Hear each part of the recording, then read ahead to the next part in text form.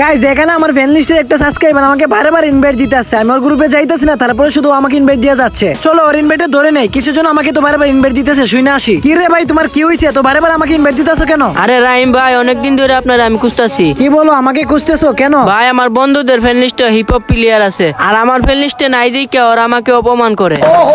কি তোমার বন্ধুরা তোমাকে অপমান করে? ও রাহিম ভাই, আমার একটা গোল্ডেন হিপ হপের সাথে অ্যাড করে দেও না ভাই। আরে ছোট ধারা, আমি তোর এখনই গোল্ডেন হিপ হপ প্লেয়ারের সাথে অ্যাড করে দিতেছি।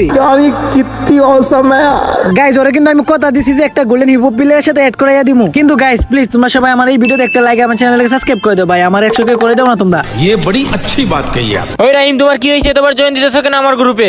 আরে ভাই আমার ছোট একটা সাবস্ক্রাইবার, ওর মনের আশা পূরণ করার জন্য আপনাকে ইনভাইট দিতেছি। আরে তোর সাবস্ক্রাইবার তুই পূরণ করে দে, আমাকে ইনভাইট দিতেছ কেন? আরে এটাই তো সমস্যা, ওর একটা গোল্ডেন হিপ হপ প্লেয়ার লাগবে, তাই তোমাকে ইনভাইট দিতেছি। লল ভাই, আমি কি চারটার গ্রুপে যাই মুগা নাকি? আরে ভাই চলো না, ওর মনের আশাটা পূরণ করে দাও। আরে তুই যা রে।